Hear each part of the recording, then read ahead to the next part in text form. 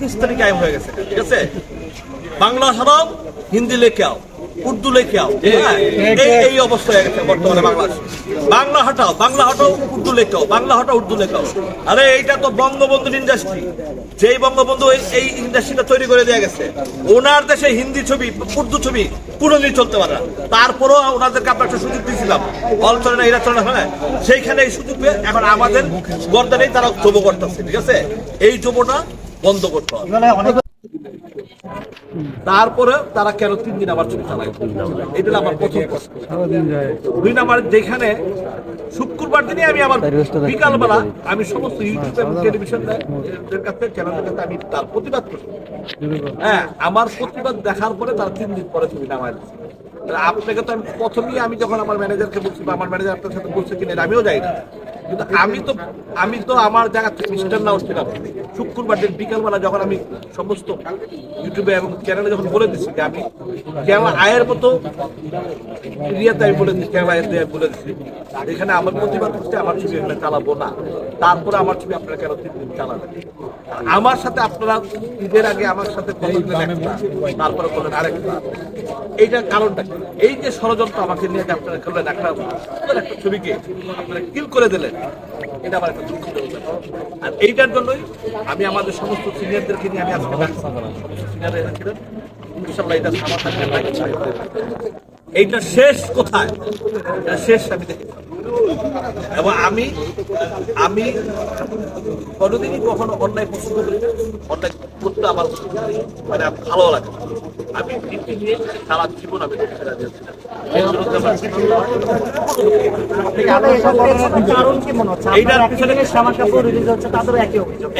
এইটার পেছনে কারণটা, ওনারা আমাদের বাংলা ছবি চায়, ওনারা হিন্দি ছবি, ওনারা ইংলিশ ছবি চায়।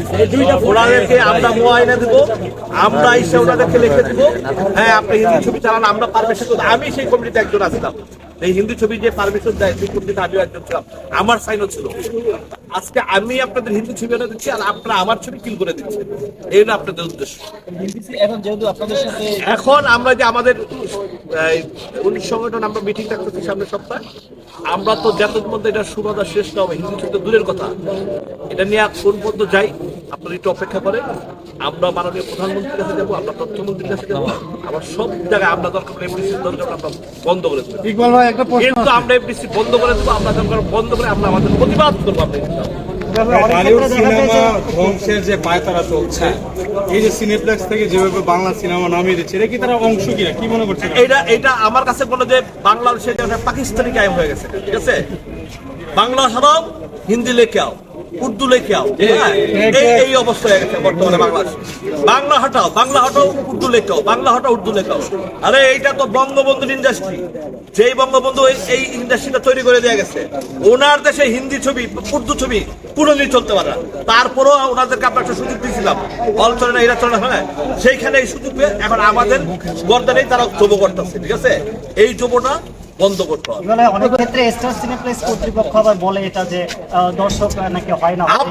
আপনার সকালবেলা 9টার শুদ্ধ দর্শক হবে, 1100 দর্শক হবে। আপনার দিয়ে রাখবেন বিএপি শো, 3টা শো দিয়ে রাখবেন ইংলিশ ছবি, 6টা শো দিয়ে রাখবেন হিন্দি ছবি, আর বাংলা ছবি দিয়ে রাখবেন 1100 দর্শক কি হবে? আপনাদের মন মতো কথা বলে হবে?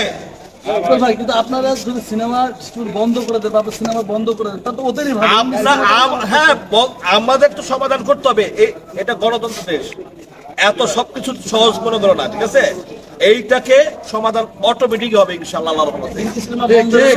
18 সংগঠনের সকলের কাছে 18 সংগঠনে আমরা মিটিং ডাকছি, এই যে আমরা 18 সংগঠনের মিটিং ডাকছি, 18 সংগঠনের এরপরে যত ডিসিশন হবে সবকিছু হবে 18 সংগঠনের মাধ্যমে। ভাইয়া, যেহেতু তারা সরকারি নীতি মানছে না,